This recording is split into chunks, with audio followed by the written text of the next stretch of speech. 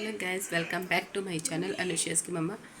तो गाइस आज है ज्योतिया का पर्व। जो लोग मैं आज हूँ फास्ट, मेरा आज ब्लॉग नहीं बन पाया। मैं सुबह से आज मेरे सर में इतना दर्द हो रहा है फास्ट की वजह से सुबह से। तो अब मैं जा रही हूँ नहाने, तो करूँगी पूजा। तो मेरे ब्लॉग में से तरह आप लोग कंटिन्यू बने रहिएगा। गाइज यहाँ पे हो गई हूँ मैं रेडी। साड़ी उड़ी पहन ली है मैंने। तो यही साड़ी मैंने पहनी थी ज्योतिया वाले दिन। तो आज मैंने कोई खाने का ब्लॉग नहीं डाला क्योंकि मैंने सुबह खाना बनाया नहीं था। मेरी सिस्टर इन लॉ मेरे बगल में ही रहती हैं, तो आज खाने पर उन्होंने सबको बुला लिया था, तो मुझे खाना नहीं बनाना पड़ा था। और सुबह का नाश्ता मैंने शेयर्स का बनाया था, वो मैं शूट नहीं कर पाई थी, बहुत भागम भाग में मैंने किया था। और मेरी साड़ी पहन के मैं हो गई हूँ रेडी और मैं करूँगी मेकअप। और मेरा फ़ोन गिर जाता है नीचे मेकअप करने में। अब मैं चल दी हूँ ऊपर जा रही हूँ पूजा करने के लिए। मैं और मेरी सासू माँ ज्योतिया के व्रत में उतना स्पेशल कुछ सजना धजना तो नहीं रहता, बस कपड़े पहनने रहते तो टाइम पास नहीं होता। और गाइस पूजा करते समय जो मेरी तबीयत ख़राब हुई है, तो ये मैंने फटाफट दिया निकाला।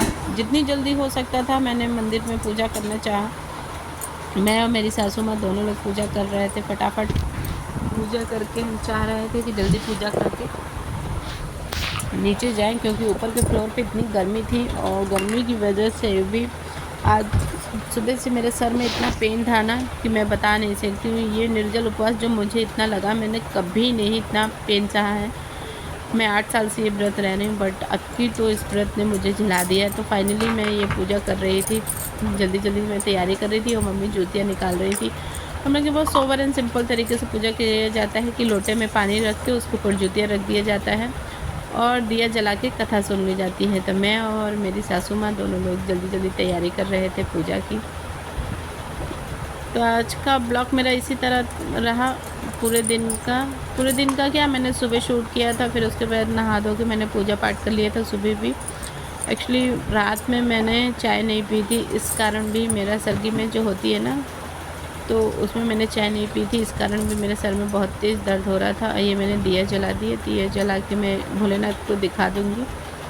और उसके बाद हम और मेरी सासू माँ कथा सुनेंगे। मैं ही कथा पढ़ती हूँ। कथा पढ़ते पढ़ते मेरी हालत तो एकदम टाइम फेस्ट हो जाती है।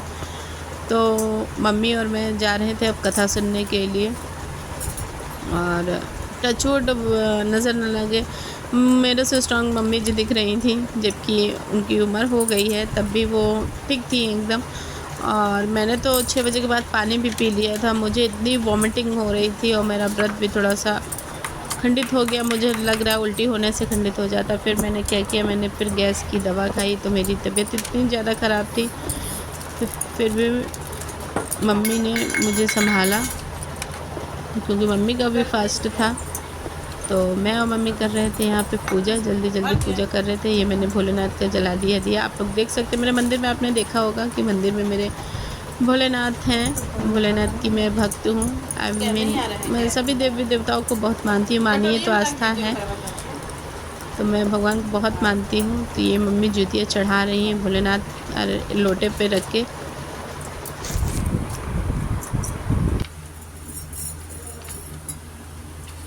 पहले वो वाला क्या कहते हैं, ऑटोगन वाला रख दीजिए, उसी पे वो हो जाएगा।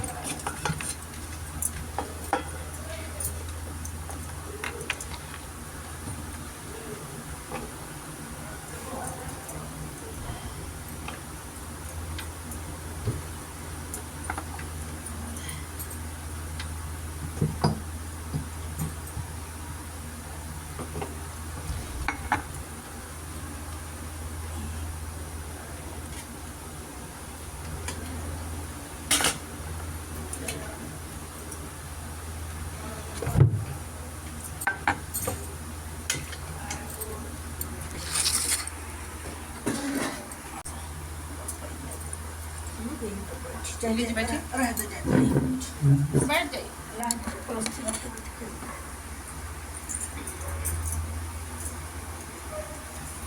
एक बार नैमिषारण्य के एक निवासी ऋषियों में संसार को कल्याणार्थ सूत जी ने पूछा कि हे सूत, कराल काली काल में लोगों में बालक किस तरह से दीर्घ आयु होंगे, सो कहिए। सूत जी बोले, जब द्वापर का अंत और कलयुग का आरंभ था, उसी समय बहुत सी शोकायुल स्त्रियों ने आपस में सलाह की, क्या इस काली में माता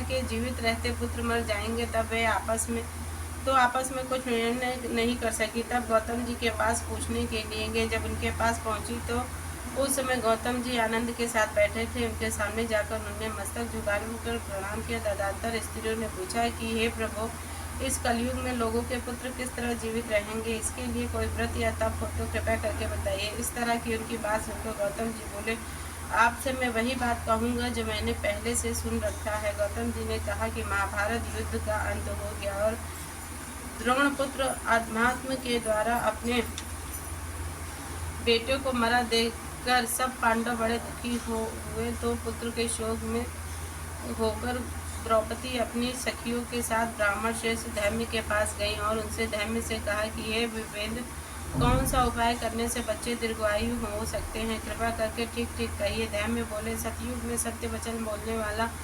सत्याचरण करने वाला समदर्शी जीतमुतवाहन नामक का एक राजा था। एक बार वह अपनी स्त्री के साथ अपनी ससुराल गया और वहीं पर रहने लगा। एक दिन आधी रात में समय पुत्र के शोक व्याकुल कोई स्त्री रोने लगी, क्योंकि वह अपने बेटे के दर्शन से निराश हो चुकी थी। उनका पुत्र मर चुका था। वह रोती हुई कहती हुई, हाय मुझ बूढ़ी माता के सामने मेरा बेटा मरा जा रहा है। मैं उसका रोदन सुनकर राजा जीववाद को तो मनोहृदय विदृढ़ हो गया। वह तत्काल उस स्त्री के पास गया और उसने पूछा, तुम्हारे बेटा कैसे मरा? बूढ़ी ने कहा, गरुण प्रतिदिन आकर गांव के बच्चे को खा जाता है। इस पर दयालु राजा ने कहा, माता अब तुम रो मत, आनंद से बैठो, मैं तुम्हारे बच्चे को बचाने का यत्न करता हूँ। ऐसा कहकर राजा उस स्थान पर गया जहाँ गरुण आकर प्रतिदिन मांस खाया करता था। उसी समय गरुण की उस पर टूट पड़ा और मांस खाने लगा। जब अतिशय तेजस्वी गरुण ने राजा का बायां अंग खा लिया तो झटपट राजा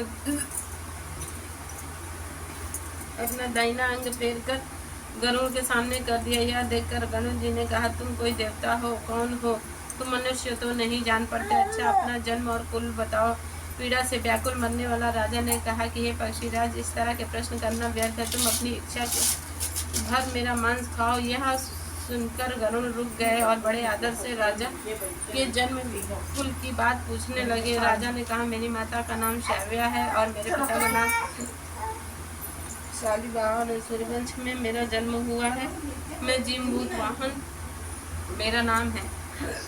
राजा की दयालु देखकर गरुड़ ने कहा कि हे महाभाग, तुम्हारे मन में जो अभिलाषा हो वह वर मांगो। राजा ने कहा, हे पक्षीराज, यदि आप मुझे वर दें तो वर दीजिए कि आपने जब अब तक जितने भी प्राणियों को खाया उनको सब जीवित हो जाए। हे स्वामिन, आपसे आप यहाँ बालकों को ना खाएं और ऐसा कोई उपाय करें कि जहाँ जो उत्पन्न हो लोग बहुत दिनों तक जीवित रहें। धैर्य ने कहा कि पक्षीराज गरुड़ राजा को वरदान देकर स्वयं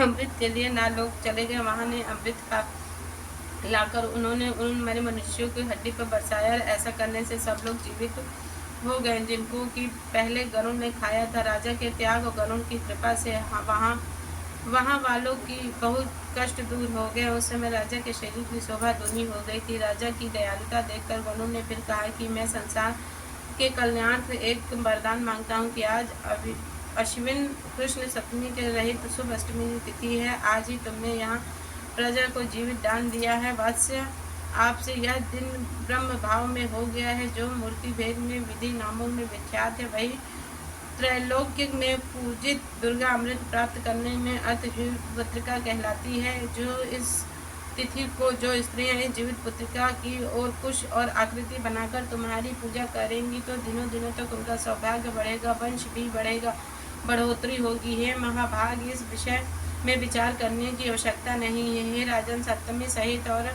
उदया तिथि की अष्टमी को व्रत करें, यानी सप्तमी के विद अष्टमी जिस दिन हो उस दिन व्रत ना करके शुद्ध अष्टमी को व्रत करें और नवमी में पारण करें। यदि इस पर ध्यान न दिया गया तो दबी नहीं रहा बटन ऑन करो, दबा के दिए रहे हम। देखो, हाँ ठीक है।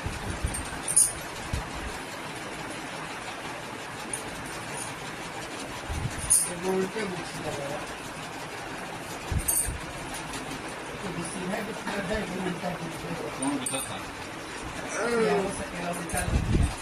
लगा नहीं है दोनों। अरे लग रहा है कि हो जाएगा। अभी तो दक्षिणे है।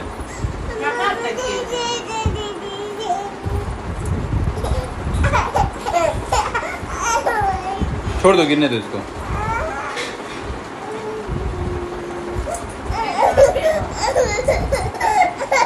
पैर छुओ दोनों लोग का। क्या है?